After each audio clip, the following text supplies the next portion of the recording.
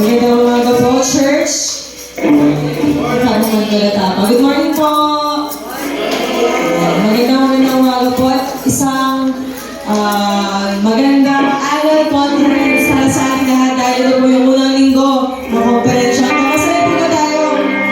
At ready po ba tayo sa mga magaganap na buong konferensya ito? Handa na po ba tayo? Sumigaw nga po ng amen?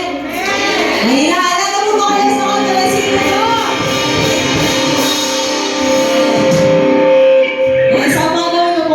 Mag-delay tayo sa mga nangyari sa mga nakaraang araw, mga nakaraang linggo, buwan ng buhay natin. Tagumpay man po ito or mga pagsubok, hindi po tayo makakarating sa araw na to kung hindi tayo sinasamahan ng ating Panginoon. Kaya sa umagang ito po, ibigay natin yung ating buong puso, buong lakas para papurihan siya dahil sa biyaya lamang ng Panginoon tayo nararap.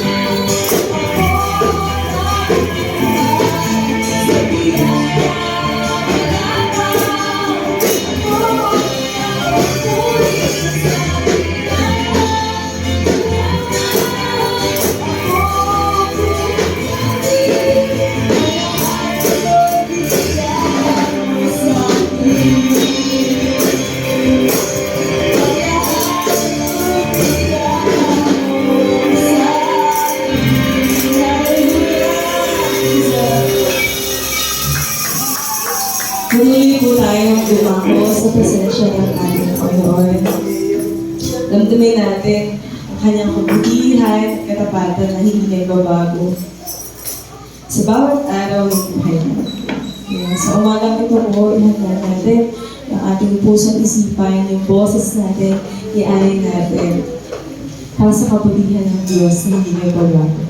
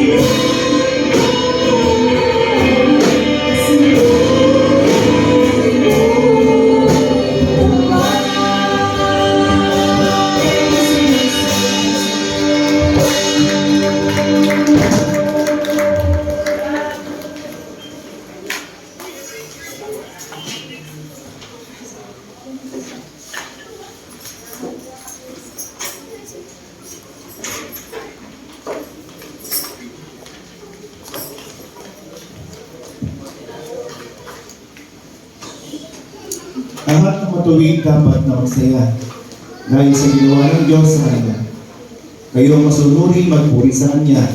Ang Diyos sa si Yahweh ay pasalamatan. Tutubihin ang alpat awit ay saliwan.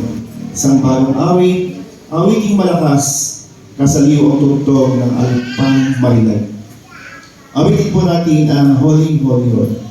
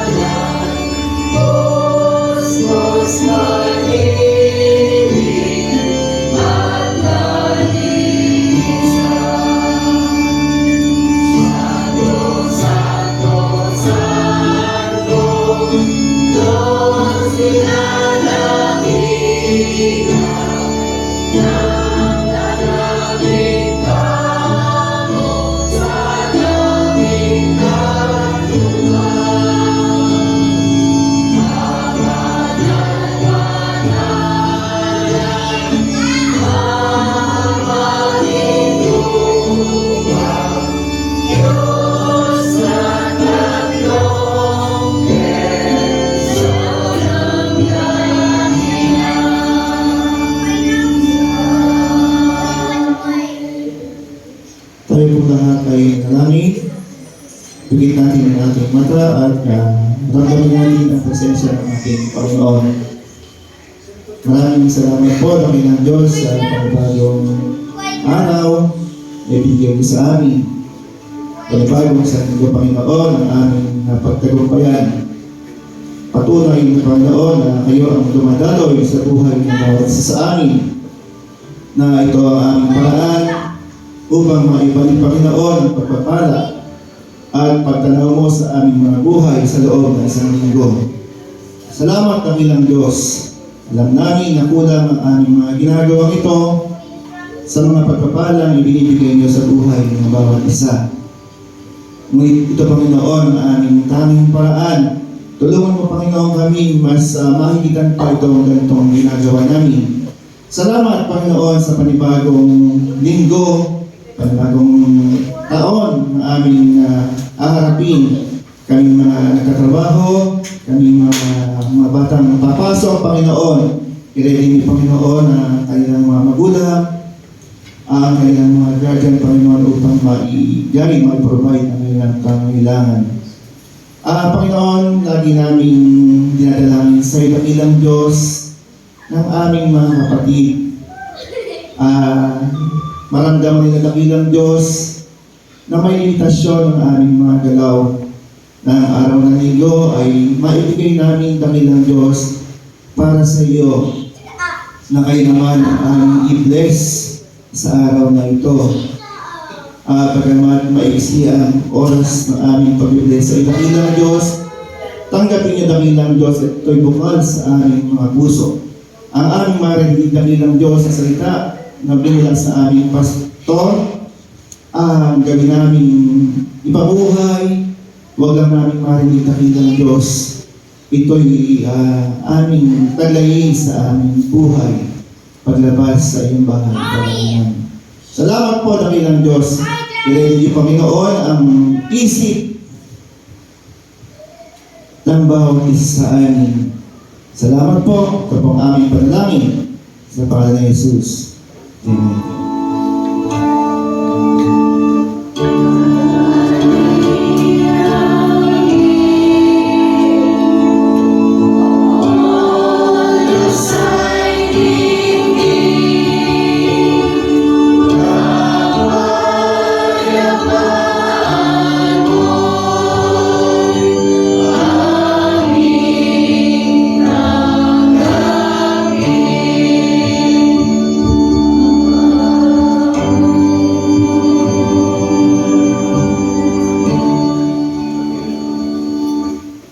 Sabay-sabay po tayo.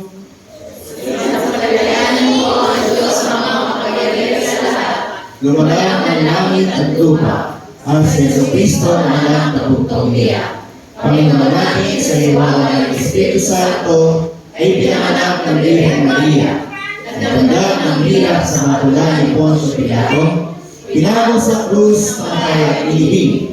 Sa ikatlong araw ay nabuhay sa mga patay. Umakyat sa langit at umupo sa kanan ng Diyos, ang mga pamilya sa lahat. Doon nagmumula ang dito, upang hukuman ang mabubuhay ng mga mata. Sinasampagkayanan ko ang Espiritu Santo, ang banal na Iglesia ng lahat, ang pagkakaisa ng mga banal, ang kapatawaran sa mga kasalanan, ang muling pagkabuhay ng katawan, at ang buhay na walang hanggan. Amen.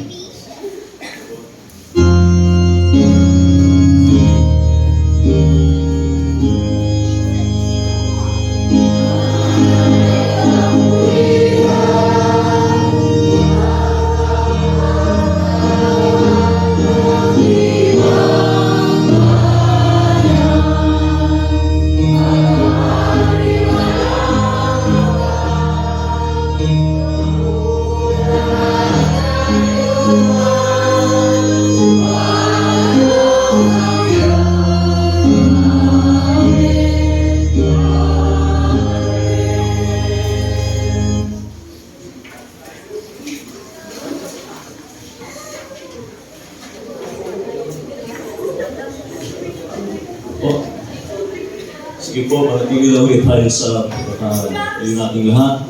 Ito po sa mga sulat ni Mateo, Kabanatang siyam hanggang 13. Tinawag si Mateo. Pag-alis ni Jesus doon, nakita niya si Mateo na nakaupo sa tanggapan ng buwis. Sinabi ni Jesus sa kanya, "Sumunod ka sa akin." Tumayo nga si Mateo at sumunod sa kanya. Nang si Jesus at ang kanyang mga alagad ay nasa bahay, dumating ang maraming maniningil ng buwis at mga makasalanan. Sila ay magkakasalong kumain. Nang makita ito ng mga Pariseo, tinanong nila ang kanyang mga alagad, "Bakit nakikisalo ang inyong guro sa mga maniningil ng buwis at sa mga makasalanan?" Narinig sila ni Jesus at siya ang sumagot, "Hindi nangangailangan ng manggagamot ang walang sakit, kundi ang may sakit. Humayo kayo at unawain ang kahulugan nito. Habang ang nais ko at hindi handog, sapagkat naparito ako upang tawagin ang mga kasalanan, hindi ang mga matuwid." Ang mabuting balita ng ating Panginoon. Amen.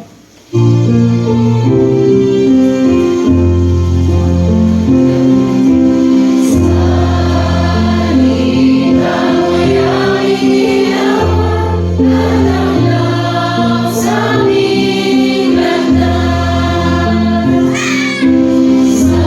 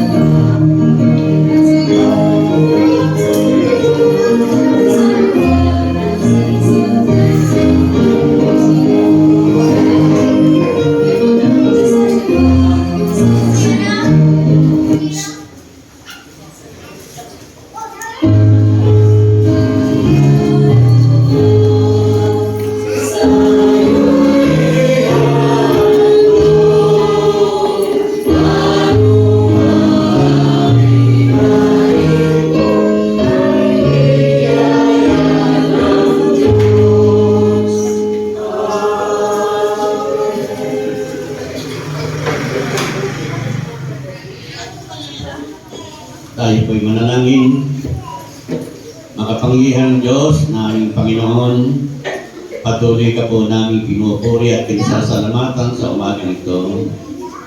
Maraming salamat po, Panginoon, sa patuloy mong pagkakaloob ng mga biyaya upang kami po ay makapaghandog sa iyo, dakilang Diyos. Pagpalain mo po, Panginoon, ang iyong mga anak na tumugon sa iyong palawagan. Kaya hindi nakatugon, dakilang Diyos, amin po idinadala na sila sa iyo, dakilang Ama. Ang lahat po na ito, dakilang Diyos, ay amin pong pinagpapasalamat sa makapangyarihang pangalan ng aming Panginoong Jesus. Amen.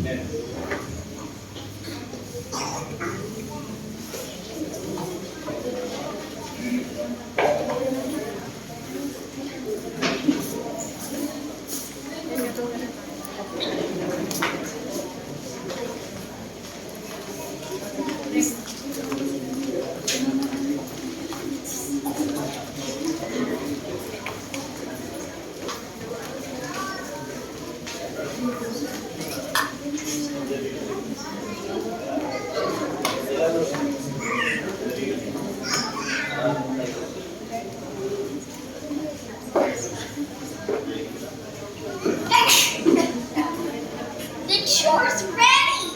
The chore!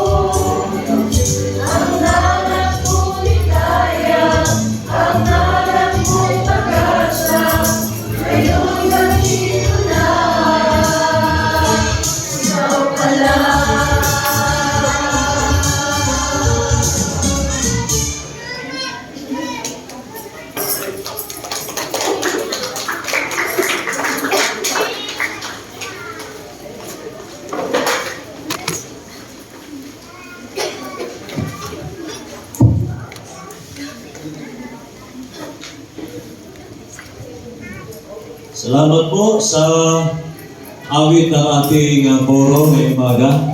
Parang nahihina naman sa palakpak kanina, ano po? Palakpakan natin ang mga koro.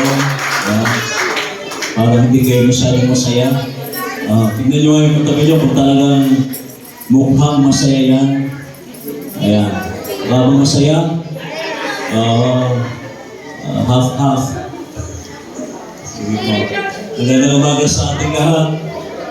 At ngayon po ay June 7. Muli ay magpapasimula na naman tayo sa pagpasok ng conference year. Ano po? Sa buwan ng Hunyo. Sa pangkalahatan, sa kabuuan, hindi lang po ng Northeast Bulacan District, kundi na Bulacan Philippines Annual Conference, ang Mid-Pac Philippine Annual Conference, o ang tinatawag natin Regional Philippine Annual Conference. Ibig sabihin po, ang lahat ng iglesia sa kabuuan ng bansang Pilipinas, tawagin po natin yung Regional Philippine Annual Conference. Kung saan ay hindi lamang sa darating na 2028 ay magaganap na muli ang paghahalal na panibagong mamumuno sa ating minamahal na iglesia, ang United Methodist Church. Pagamat hindi ganun ka lawak ang ating kaalaman sa kung paano ang sistema mula sa itaas, pababa, sa ating mga iglesia lokal hanggang sa mga mission, sa mission area, ay sinisikap natin hanggang maaari po ay makatugon tayo at makasunod kung ano ang mga programang ito na ibinababa po sa atin.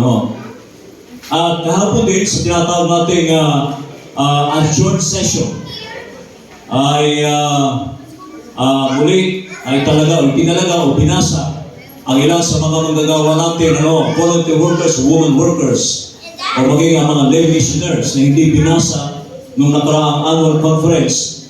Diyan sa adjourned session po binabasa. Ang mga hindi binasa, katulad ng mga retired workers, na muli silang bibigyan ng church assignment. Katulad ni Pastor Velasco, Rolando Velasco, muli ay binasa siya sa CLW, Church of the Living Water. At ilang mga manggagawa pa na pumasa at nakapasa sa ilang mga proseso, pagsusuri para sila maging kwalipikado. At marahil mga kapatid, mula sa ating pagbasa, apat na readings po kasi yan mula sa Genesis. Mula sa Genesis 12, sabi rito, tinawag ng Diyos si Abraham, sinabi ni Yahweh kay Abraham, lisanin mo iyong bayan, ang tahanan ng iyong ama at mga kamag-anak, at pumunta ka sa bayan iyon, sa bayan ituturo ko sa iyo. Pararamihin ko ang iyong mga anak at apo at gagawin ko silang isang malaking bansa. Pagpapalain kita at gagawin kong dakila ang iyong pangalan at ikaw ay magiging pagpapala sa marami. Ang sa iyo'y magpapala ay aking pagpapalain. Ang sa iyo'y sumumpa ay aking susumpain. Sa pamamagitan mo, lahat ng mga bansa sa daigdig ay aking pagpapalain. Isa lang po ito sa kaputol ng pagbasa natin sa apat na readings natin from Genesis, Psalms, at Romans. At mula dyan, sa edad na 75, nung sabihin sa kanya ng Diyos ito, siya po ay 75 years old. Well, ito. Sa amin po mga workers, 72, ayon sa paragraph 246.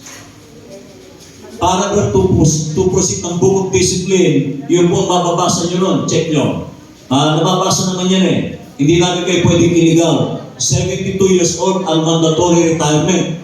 Pero sa SSS 62, 65, pwede na mag-pension. At bagamat pinag-usapan yung board of pension na nakaraang annual conference natin, na kung saan ang nakadalo dyan, official na nakadalo natin dyan ay si Ate Esther Gutierrez. Kaya sabi ko nga po, pag tayo nandoon, magsulat tayo, hindi kakasya dito. Ako kahit nung pa mahina ang memory ko. Magsulat tayo, hindi tayo pwedeng magmagaling. matalas ang memory ko. Ang memory ko ay, ang tatawagan, long span memory, short span memory. Hindi po totoo yun. Ano ho? Kailangan pa rin natin ang notebook magsulat-sulat. O, diba? Para wala tayong makalimutan. Ako po talagang minado ko ito. Mapurol. Mapurol po ito, mapurol. Huwag tayong magmagaling ng kalimutan. Mapurol ang aking memorya. Kaya kailangan talaga magsulat-sulat. Yun yung mga highlights lamang. 72 years old. Pero si Abraham, from Abraham to Abraham, kita natin yung transition, yung pagbabago sa kanya. At ganun din, sa edad na 75 years old, ano kaya itsura niya pag naglalakad? Ganyan kaya o may tungkod na kaya siya? O hindi pa uso yung parang mahina ang tuhod, kailangan magbalot. Di ko alam kung uso ng balot doon para lumakas sabi nga, pampalakas ng tuhod, balot, pampalakas ng tuhod. Pero si Abraham, from Haran, pinapupunta siya sa Kainaan. Doon sa Kaina. Na kung saan, sakal na,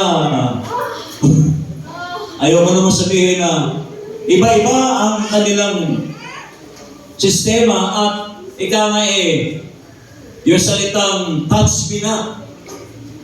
Doon sa lugar na yun, hindi po sila pwedeng galawing salingin. Mag-iingat-ingat si Abraham sa kanyang kilos, sa kanyang pananalita. Pero bakit ang tagubilin sa kanyang Diyos ay pumunta ka sa Kainaan na kung saan ay isang delikadong lugar, isang lugar na walang katiyakan kung siya ay mabubuhay o hindi. Kung sakaling dumating ang panahon na siya may karamdaman, may sakit, kung siya may gagaling doon o hindi. Hindi niya pinili yung lugar na malapit sa syudad o sa city, sa isang lalawigan, na naroon na lahat, accessible sa lahat.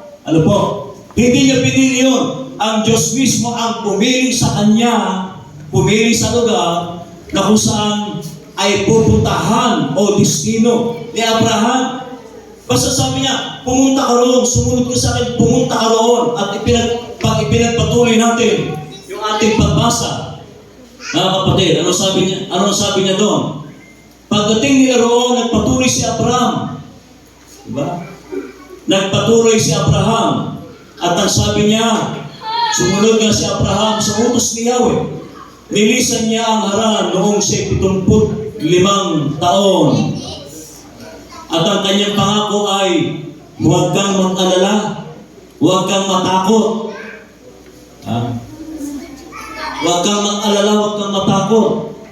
Yung ating kanilang yung ating praise and worship kanina, yung kanta natin, hindi lang doon sa ating kinanta ng koro, na mahuhusay na koro, kita nyo lang, parang naman mas maraming babae. Ano sila? Majority or minority? Uso kayo ng majority at minority. Kita nyo, dami natin nalalaman. Ganyan ang tao, maraming pakulo. Maraming kaektikan. Sabi nga ng aking mga anak, ano ba yan? Ang dami naman kaektikan niya. Diba? May minority pa tayo nalalaman. May majority pa tayo nalalaman. Para lamang tayo nagpasikat. Para lamang tayo ay umangat. Diba? Pero dito, ay malinaw mga kapatid sa ating pagbasa. Dali na natin kay Matthew. Mattheus. Ibig sabihin ay nakakabit, nakaugnay. Parang yung, parang ka nagtali na isang puno na matawag doon, igagraph mo siya, grafting, puputol ka na ng isang sanga, idudugtog mo, nakakabit na siya, nakaugnay na siya, magkaibang bunga na yung kanyang ipoproduce. Bakit nga ba? From Levi, ginawa siya Matthew. Ang pangalan niya talaga ay Levi. Mula sa salitang Leviticus, mga Levita. Galing sa isang angkan, si Matthew pa galing sa isang angkan ng mga Levita, ng mga Leviatano. Ibig sabihin, mga tagapaglingkod sa simbahan, tagapaglingkod sa templo, tagapag-asikaso sila lahat ang namamahala. Hindi sila pwede magtrabaho sa labas. Bawal. Sapagkat isa sa mga angkan, isa sa mga anak ni Jacob ay si Levi. Isa lamang ang pinili sa angkan sa 12 libig ni Jacob na si Levi ang mga ngasiwa, mamamahala, magmamalasakit sa templo o tabernakulo ng bansang Israel. Wala silang gagawin. bawal silang bawal silang mag-extra job. Pero ngayon, ilan sa mga nakakalungkot man at ayaw kong sabihin, may aalis, magtatrabaho sa labas, babalik ulit. Bakit? Kulang ba ang pasweldo? Mas mainam kayo mga kapatid sa mga ordinaryo, kayo pong kami naglilingkod. Diba? Ayaw nga namin sabihin, pero siyempre, tayo naman, malakas ang pakinandam nyo. Meron tayo kaya cost of living, ang taas ang cost of living natin, di ba? Tumataas din ang bilihin, ang gasolina. Maramdaman din natin. Hindi kami nagtitiman ng mga increase ng sweldo sa bansa natin. Ang bubulo natin, di ba? Pag gusto natin mag-increase ang sweldo, pupunta tayo sa Liwa, sa Bonifacio, pupunta tayo sa plaza, at doon tayo magrarally para lamang sa increase. Kami po, kung ano yung kakayahan ng iglesia, kung ano yung kakayahan po ninyo, sapagkat wala naman kaming dapat asikasuhin at atupagin ng mag-extra job, mag-job party, mag-double job. Dahil ang trabaho lang namin ay asikasuhin po kayo. Magpastor kami ng mabuti sa inyong mga pamilya, sa ating minamahal na iglesia. Amen? So, para alam natin, from Levi, naging Matthew, na isang maniningil ng buwis. Diba? So, at hindi lamang sa isang maniningil ng buwis, o sinasabi dito, mga makasalanan. Sabi dito, sa ilang mga itong mga detractors na ito, ni Jesus, itong mga Pharisees na ito, sabi niya, bakit nakikisalo ang inyong mga guro sa mga maniningil ng buwis at sa mga kasalanan? O, di ba? Tayo po ba ay ang ating pakikitungan na lamang yung katabi natin, yung mabait sa atin? Tayo bang mga nandito lamang sa loob ng church? Ika nga ay, nasa loob ka lang ba? Pinagbabawal, restricted ba tayong makitungo sa ibang tao? Yeah. Sa hindi natin, sa kapitbahay natin, binibigyan tayo ng kalayaan ng Diyos. Ibig sabihin, hindi lamang restricted si Jesus na makisalo sa mga taong susunod-sunod sa Kanya, doon sa mga alagad niya, kundi maging sa mga makasalanan. Bagamat, nasanay na tayo pa, hindi ko sinasabing dito, na ang iglesia ay para bang nasa kanyang comfort zone na. Nakikitungo na lamang siya sa kanyang mga kasamaan dito sa loob.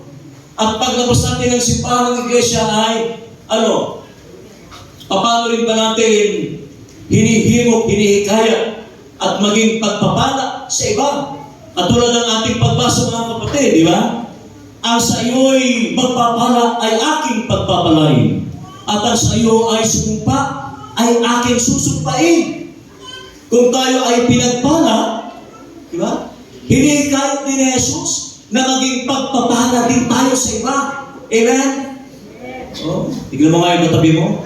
Tignan mo yung tsura niyan. Mukha mong pagpapala sa iba yan. Ano ba yung tsura niyan? Mukhang kakatakyot. Kakatakyot. Diba?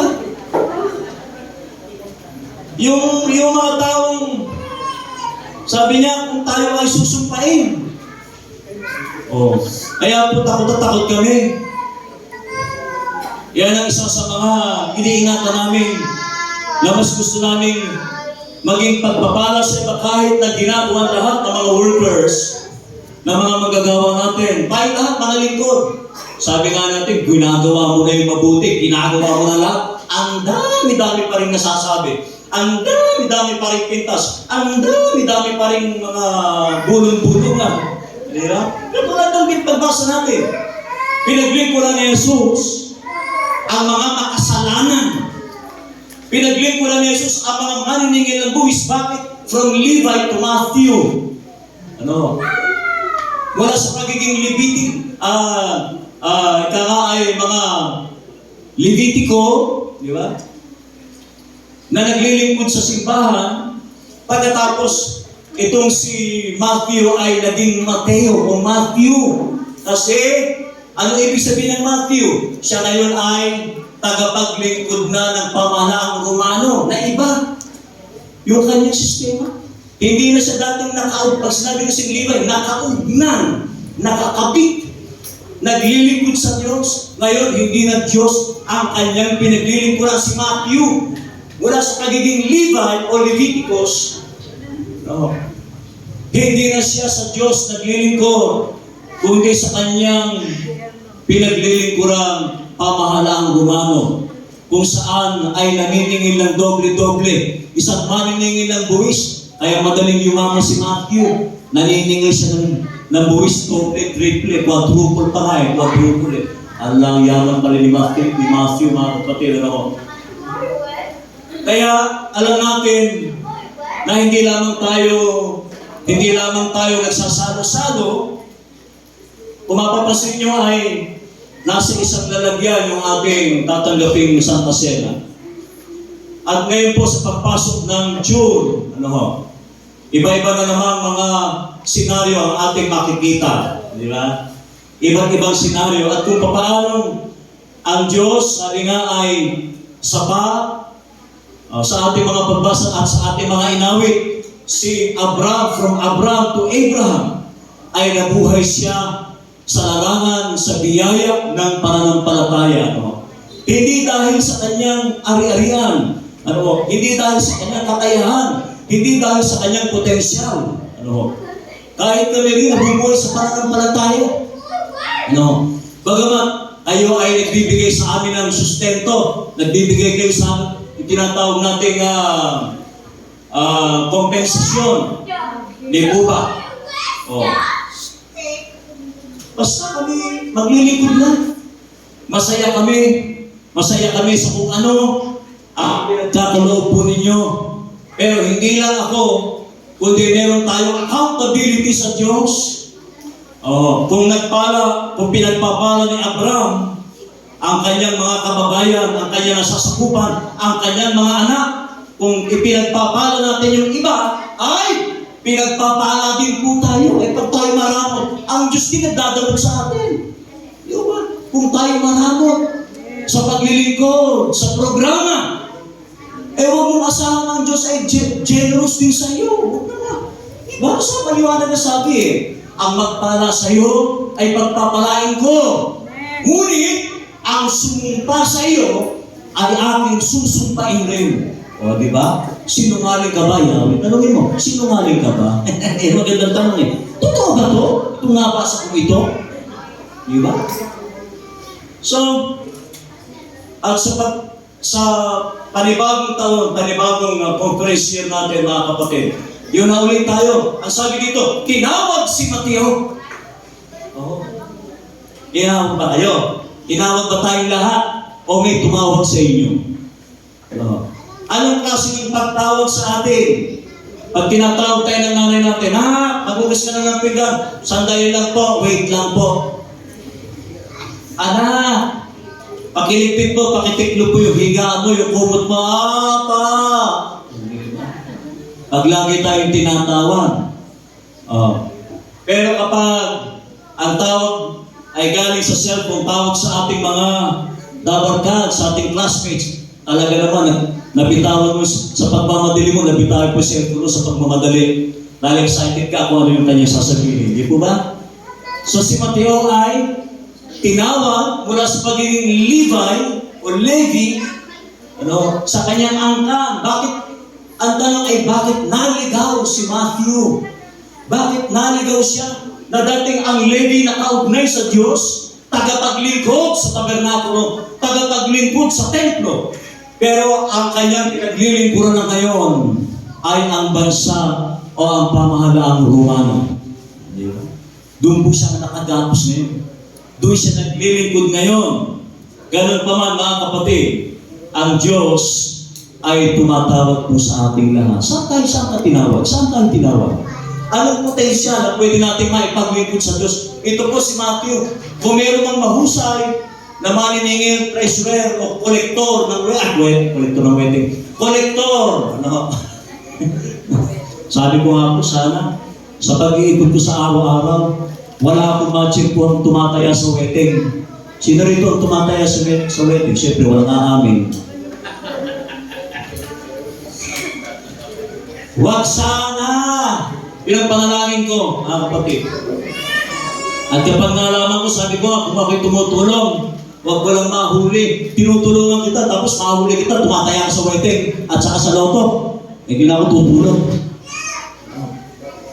Kaya lagi ako nag-iikot, talagang chinecheck po ako kung sino ang mga tumataya sa wedding, sa STL, o sa... matalas po, mata ko mga kapatid, napakatalas po. 40B, kung 2020 kayo, ako 80-80. 80-80 ako eh. Kapatid. At alam natin na sa taong ito ng pagpasok ng June, alam ko lahat tayo ay tinawag ng Diyos sa iba't ibang larangan, kakayahan. Kaya po yung aking panawagan, mga kapatid, bagamat ako pwede kayo isang worker, tulungan niyo po ako. May magtuturo sa mga bata, ang sabat kahapon, humingi ako ng pasensya dahil sabi ko kay Ate Nicole, nabasa niyo naman. Hindi ko alam kung anong oras magtuturo sa mga bata sa umaga o sa hapon ba. At nagkataon naman, talagang privilege po kaming gagamitin. Nag-volunteer si Ate Sheila na ipagamit yung kanyang turbo. Yung kanyang sasakyan. At kasi umuulan po kahapon, umaga maalis kami. Sabi ko, okay lang, may tarapan naman. Mababasa, hindi ka naman kasi para malungso ka. Talagang gano'n, pag umulan, nababasa. Kung ikaw ay asin, malulungso ka. Pero salamat kay Ate Sheila. Maya-maya, mga bandang bago mag-12 noon, umaaraw. Sayang ka ko yung 3 wheels. Hindi nagamit. Dahil ang alam ko ay 10 a.m. pwedeng sunduin yung mga bata. Pagtulong-tulungan po natin mga kapatid, ano po. At kung talagang katulad ng pagtawag ni Jesus kay Matthew from Levi o Levi, naging Matthew na ngayon ay karugtong na siya. Karugtong na tayo. Tinawag tayo mga karugtong na tayo sa programa. Kahit anong gawin natin, kahit sin lang po tayo ng sin. Sana naman po, hindi lang tayo nanatiling sin lang ng sin. Binabasa lamang. Sabi ko nga po, yung ating mga GC, ano ba ang purpose ng GC? Kayo po, pag tinanong tayo, anong purpose ng GC? Para isang purpose ay ipaalam sa ating lahat na may nangyayari, nagaganap, na buhay na programa sa ating iglesia. Amen? Talaga nga bang nakaugnay tayo? Pumalakpak ng malakas? Ang lakas naman. Ang lakas. Naman. Hindi lang tayo nakaugnay. Alam mo may iba-iba tayong may mga differences tayo lahat. Merong malamig. Merong papatay-patay. Meron talagang hindi ko alam ano ang iniiwasan natin para magkumisan. Ang ilat-ilat natin. Lalo sa mga gawain, sabi ko sa mga kababaihan, pagtulong-tulungan natin kasi tinawag na tayo Tinawag tayo katulad ni Matthew, from Levi to Matthew. Noong una nakaugnay sa tabernakulo, ang gamay ba, nakaugnay pa rin ta. Pag sinabing Matthew, nakaugnay sa pamahalaan, ano ba ang mga bagay-bagay na pinaglilingkuran natin na hindi tayo makawala-wala doon sa ating pinaglilingkuran. Ay, yung aking panawagan, alam ko, hirap din tayo palakasin yung kalalakihan, di ba, Pangulo? Noong Sabado, sabi ko, napuspon ulit tayo. Sa Sabado, na darating ay kay Kuya Tony. Palakasin natin yung programa ng kapatid. At kung ano man ang mga uniqueness natin, ano man ang mga differences natin, ano man ang mga kanya-kanya natin ugali, tanggapin natin ang isa't isa. Huwag tayo nag-iiwasan. Kasi, hindi ako huwag na po tayo mag-drama, hindi na po usapan naman ngayon. Huwag kayo nagpapapanood ng mga drama, talagang ganoon po manaramdaman ninyo. Sinaroon yung mga drama sa tanghali. Maliban sa Born to Shine, maliban sa Born to Shine. Maliban, yung susunod sa Born to Shine, Kamao. Ano susunod sa Kamao? Kayo naman, lagi akong sasalita Di ba? Ano susunod sa Kamao? Apoy sa dagat. Apoy sa dugo. Nanonood. Diba? Kasi pastor naman sabi natin, nanonood ng telebisyon. Bakit? Tayo ba hindi nanonood ng telebisyon? Hindi. Tinatanong ko lang naman kung hindi. Tayo ba hindi nanonood ng mga Korean novelas? Sumagot ka, Ate Lali. Nanonood. Si Ate Lali talagang number one fan, solid fan ng Korean novelas yan eh. Kaya siguro kung magpapaturo kayo ng Korean language, kaya Ate Lali na kayo ng paturo. At yan ay number one salamat. At alam ko, kanina napakaaga ni Ate Lali. Nakita ko meron siya niluluto. Hindi ko alam kung niluluto. Yan talaga yung namaasahan natin sa pagdating sa emergency. Pagka ma-urgent, tinaasahan ko talaga pagluluto Hindi na mga kapatid. So, muli po, sa taong ito ng 2026, karugtong ng 2027, di ba? Sa buwan ng Hunyo, nawa po ay lahat tayo tinawag. Sana po talagang nandun yung ating simpatiya, nandun yung ating eagerness, nandun yung ating burden, nandun yung bigat natin sa pagtawag sa atin bilang mga mananampalataya, bilang mga tinawag ng ating Panginoon Diyos. At hindi lamang tayo tinawag para magsama-sama at magkita-kita sa isang programa, hindi po. May layunin si Jesus Hindi lang niya tayo tinawag, kailangan din tayong tumawag ng iba. Sa pamamagitan ng sabi nga ng pagbasa natin, ang magpala sa iyo ay aking, pagpapalaya at ang sumumpa sa iyo ay aking rin. Di ba? Kung pinagpala tayo, maging blessed din tayo sa iba. Hindi puro tayo nag-accumulate. Pwede na nag-iipon para sa ating sariling consumption, hindi po. Kundi nais din ng Diyos kung paano siya naparito sa lupa para sa mga maniningil ng buwis at makasalanan. Sabi dito dalawa makasalanan, maniningil ng buwis at sa mga makasalanan. Huwag naman tayo mag-pretend na tayo matuwid na. Huwag naman, nakakasala. Para bang napakatuwid na natin. Para bang dahil tayo narito na, nasa loob na, ng simbahan, tayo na lang matuwid. At ako po, hindi rin ako matuwid. Tinawag din ako ng Diyos na hindi dahil sa mga bisyo, kundi talagang sa maraming kadahilanan din kung bakit wala na ako'y tawagin 29 years ago. May mga umaalis, hindi nila matagalan. At ang dahilan nila, kaya po yung aming exam sa Basic Committee on Ordained Ministry, merong psychotest. Baka kasi may psychotest. Aalamin kung ikaw ay madaling matukso sa pera, ikaw ay madaling matukso sa mga bagay-bagay pa, aalamin doon. Talagang dadaan. Nagbabayad po tayo ng psychology. Galing pa sa CEU. Nagbabayad tayo, naghahanap tayo para lang sugriin yung papasok sa mga ministries. Na talagang yung kanilang pagsunod, hindi basta-basta. Parang on and off. Minsan malamig, minsan mainit. Aalis, babalik. Diba? Nakakalungkot. Hindi ko sinasabing tayo lahat ay dapat dumaan sa isang psychological test. Sapagkat alam natin, sa panahon na tayo tinawag ng Diyos, sa panahon na tayo tinawag ng Diyos, ay magsasama-sama tayo sa taon ito ng conference year, ng 2026 hanggang 2027. Tulungan po ninyo ako, magtulungan po tayo upang ang ina-aspire natin, inaasam-asam nating iglesia. Sabi ko nga po, minsan, kwentuhan ako, hindi dahil sa third story, 3 story, kahit maging 4 story pa yan, 5th story.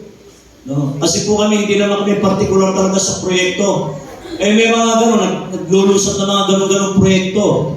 Pero yung bilang natin, napapansin ba natin? Laging inuulat ni Kuya Emil, ni Pastor Emil, mababa. Minsan hindi nagtutugma.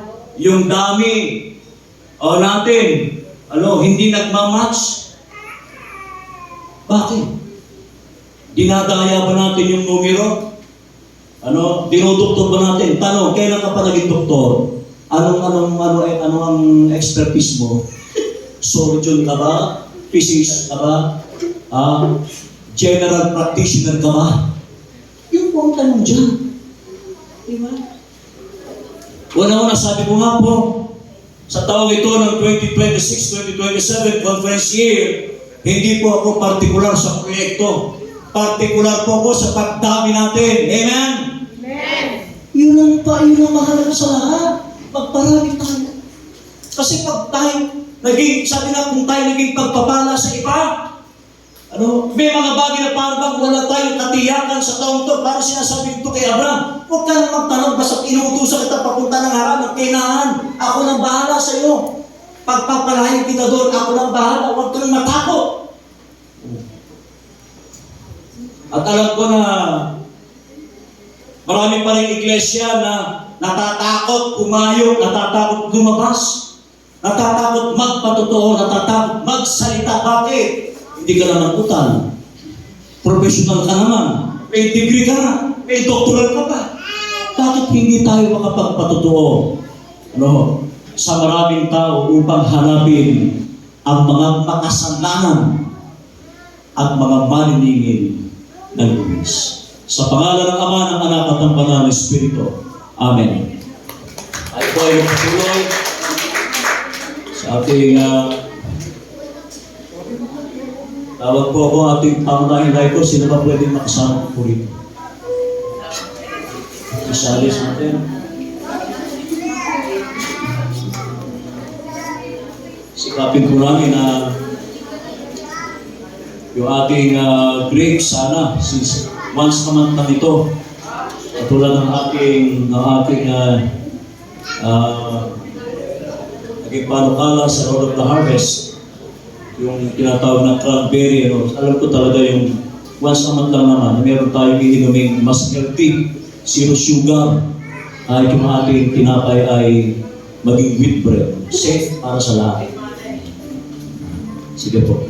Ano man ito ay ating itinatalaga.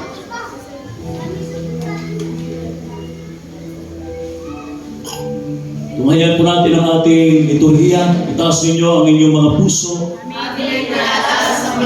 Tayo ay magpasalamat sa Panginoon.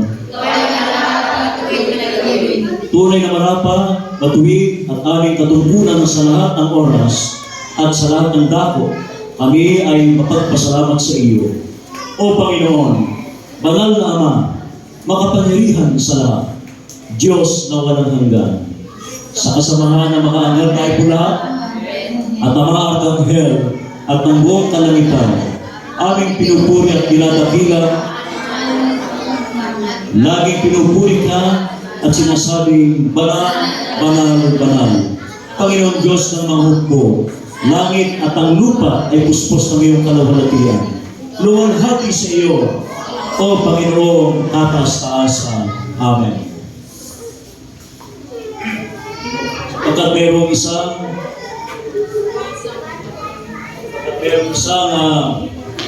tinapay na bumabang buhat sa langit, isang sagisag sa pagitan ng ating Panginoon Kristo, na bagamat marami isang katawan lamang, sapagkat pakikibahagi tayo lahat sa isang tinapay. Isang pakikibahagi sa katawan ni Kristo, ang tinapay na ating pinagpapasalamat. Isang pakikibahagi sa ating Panginoon Kristo. Kaya din, ang atas ng ubas na ito bilang simbolo ng dugo ni Kristo. Ito ay nangangahulugan ng isang paglilinis at isang bagong buhay para sa Kanya. Para sa lahat na tinanggap natin si Jesus, ito ang sarong ipinagpapasalamat natin lahat. Amen. Sige po. Atin ang tinatawagan ng mga bata. Una sila, unang tatanggap ng ating sakrament.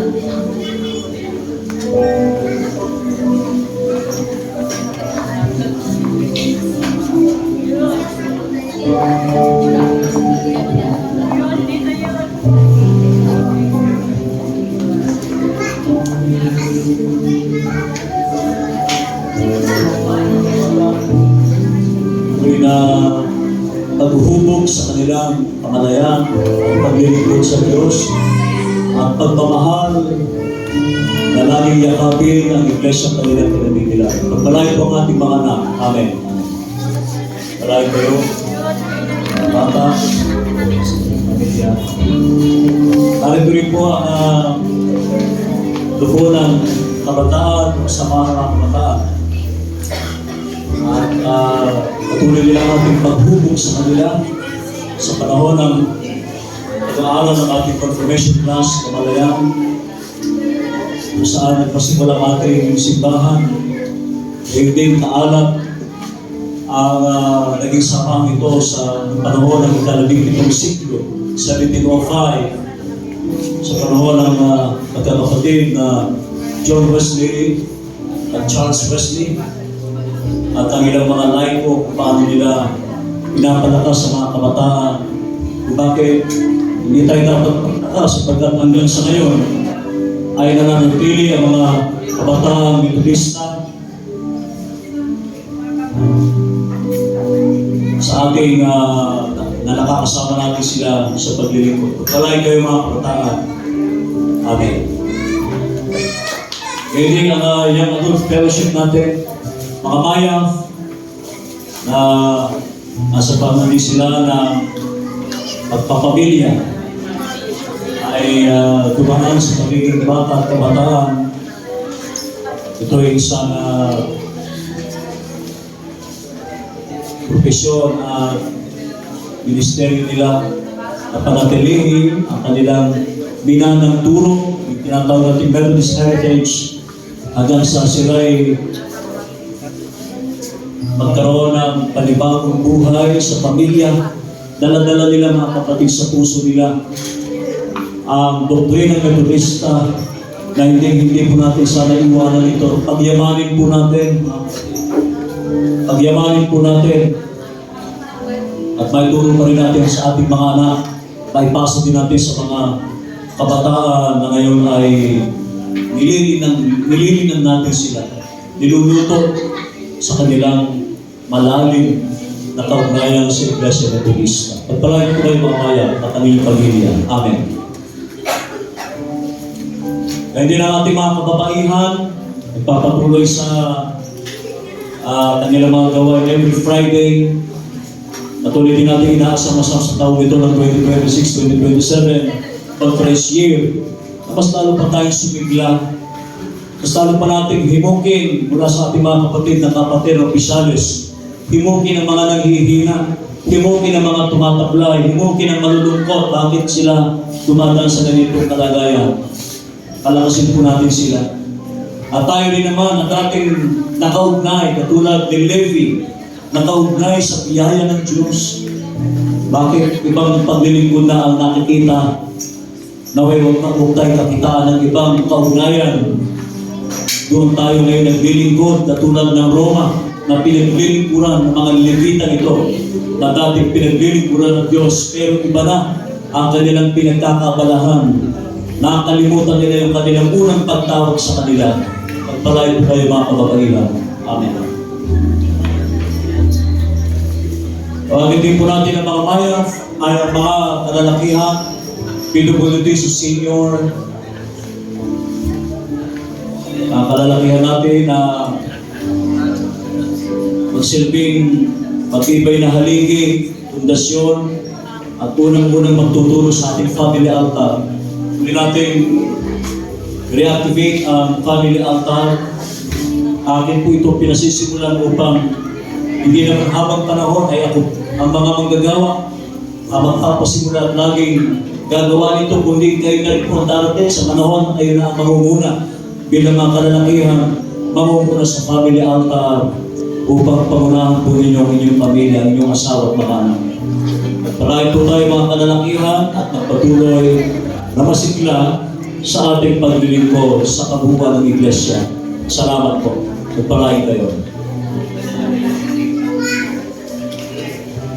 Naglingkod na natin ang mga naglingkod sa atin ngayon. Ang ating mga opisyales.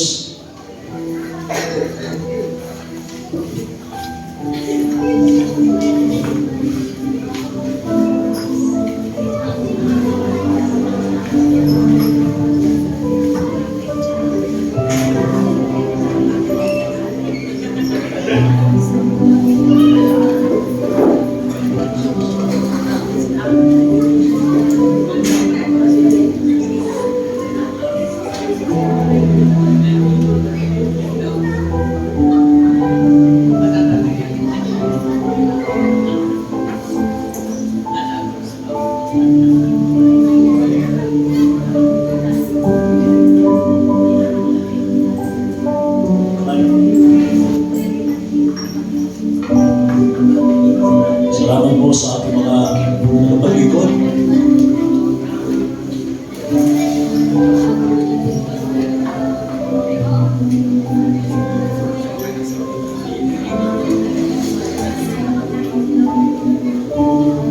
Patuloy tayo sa pagbasa.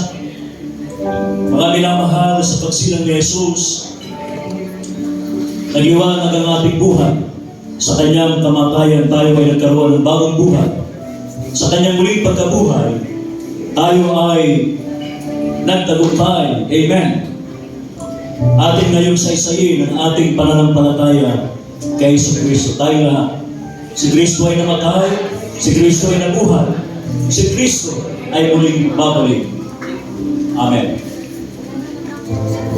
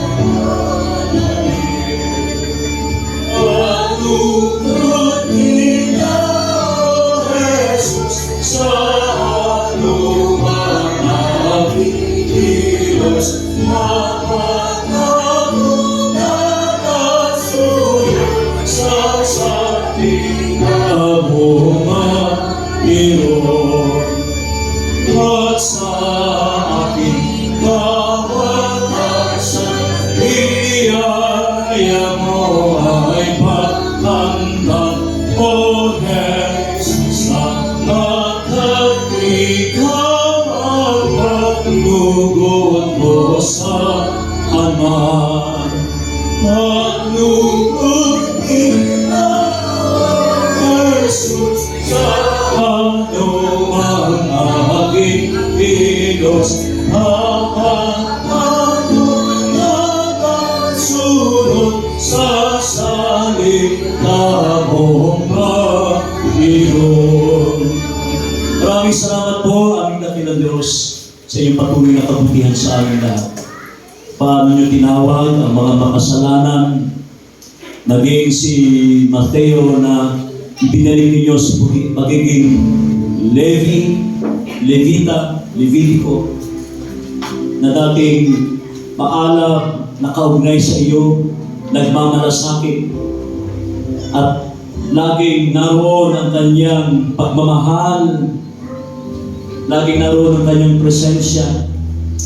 Dumating ang panahon, mula sa kanyang angkan, sa kanyang linya, ay naging alipin, naging bayaran ng pamahalaang Romano. Ano nga ba ang mga bagay na umaagaw sa amin mula sa aming dating maalab at mainit na paglilingkod, katulad ng natin? Hindi mo nakaligtaan siya muling tawagin at ibalik sa kanyang pinanggalingang buhay. Ibinalik sa dating maapoy na paglilingkod, nagbabagang paglilingkod. At ngayon ay muling nanumbalik sa iyong awa, dakilang Diyos. Iba-iba po ang pagtawag ninyo sa amin. Marahil, bago namin narating ang estadong ito, marami din proseso, maraming distraction, maraming discouragement, maraming mga bagay na umahadlang, balakid, umaagaw, tumutukso sa amin upang ang aming mainit na paglilingkod ay tumamlay, maging maligamgam, manlamig, lumayo, tumistansya. Hindi lamang sa iyo, sa paglilingkod sa iyo, maaaring tumistansya sa iglesia, tumistansya sa mga organisasyon o programa. Dakilang Diyos, tinawag mo kaming lahat. Wala kang init sa puwera, wala kang itinaboy. Lahat kami tinawag mo upang magsama-sama, upang maging malakas na puwersa at may sa katuparan ang mga programa. Sana po hindi lamang laging analysis paralysis. Hindi lamang sana puro salita, puro plano, eroplano. Puro lang kami mga drawing. Inaasahan ko sa aming dakilang Diyos, ang mga paresyong ito, drawing, karamihan sa kanilang arkitekto at inhinyero. Lagi silang tumitingin sa kanilang sarili, pangalagaan ang kanilang posisyon, ang kanilang upuan. Pero maraming mga nasa labas ng tabernakulo, ng konseho, ng mga paresyo, nasa labas, naghihintay kung sino ang mga tao na lalapit sa kanila. Naghihintay kung sino ang tao aabot sa kanila. At dumating ang panahon, ay kung Panginoon, hindi mo sila tinaboy, hindi mo sila itinulak palabas ng templo, sapagkat ikaw mismo ang pumunta sa kanila. Ikaw mismo ang sumadya sa kanila. Hindi ka naging VIP, laging pa-importante, kundi ikaw mismo ang sumusugod upang sila'y puntahan kahit na ano pa ang kanilang kalagayan. Hindi mo sila pinagdirihan na parang may sakit. Hindi ka naging papagmataas dahil ikaw ay makapangyarihan. Pwede kang bumalik sa iyong pinanggalingan. Iwan na lang kami, sapagkat sino nga ba kaming mga nilikha mo na mula sa alabok ng lupa, babalik sa alabok ng lupa. Salamat po. Ganyan din po ang iglesia bilang mabuting Samaritano, bilang mabuting Samaritana. Inaabot namin ang sino man. Hindi kami nandidiri sa iba. Bukas ang iglesia, ang bintana, ang pintuan, lahat upang kami ay umabot sa mga makasalanan, sa mga taong pinagdidirihan ng iba, sa mga taong nilalayuan dahil sa kanilang itsura, dahil sa mababang uri ng buhay nila. Sila man ay prostitute, ano man ang kanilang pinakamababa, pinakamababang kalagayan, nandyan po ang iglesia upang abutin sila. At ang iglesia ito ay kami. Hindi po ang semento, hindi ang bintana upang sila maabot sapagkat hindi naman sila gumagalaw at kumikilos. Ang iglesia po ay kami. Kami ang aabot sa kanila. Kami mga tinawag mo sa iba't ibang profesyon, sa iba't ibang potential namin. Nawa dakilan Diyos, tinawag mo kami, meron kaming kakayahan, sana hindi mapanis ang mga potential na ito sa amin na sinasarili lang namin. At hanggang sa tumanda na lang kami, hanggang sa magkaedad na lang kami, hanggang sa magkauban na lang kami, hanggang sa pumuti na lang buhok namin sa iglesia, dapat po'y humahayo kami patungo sa mga makasalanang tao. Ganyan din kami dakilan Diyos. Sinamo po kami mula sa isang pagulong buhay, mula sa isang pinakamababang buhay, walang trabaho, nanlilimos, nanghihingi, humihingi ng tulong. Ngayon naman po, tinulungan mo kami, tinulungan kami ng maraming tao. Kani naman po, ang magpala sa ito. Maraming salamat po. Ito kami sa langit sa makapangyarihang pangalan ni Jesus. Amen.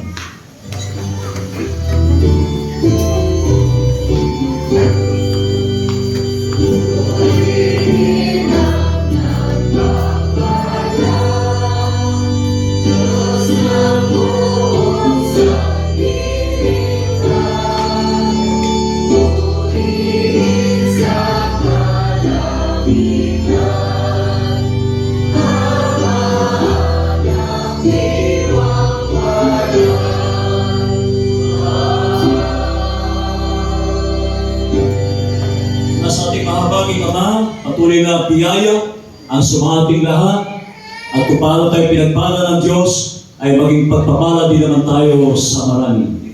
Ang pagliligtas ng ating Panginoon Kristo hinanap ang mga makasalanan, at gayon din ang kanyang tagubilin sa atin hanapin ang mga makasalanan at patuloy samahan tayo ng pagkasi ng kanyang banal na Espiritu samantalang ginaganap natin ang kanyang mga tagubilin sa atin. Samahan tayo mula ngayon at magpakilan pa man. Amen.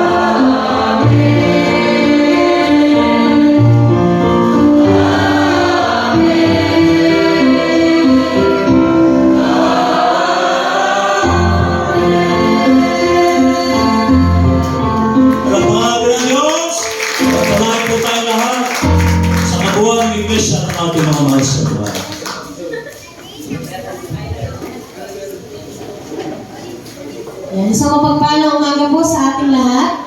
Maaari po muna tayong maupo dahil may handa po tayong merienda para sa bawat isa sa atin. Dahil syempre, Pastor,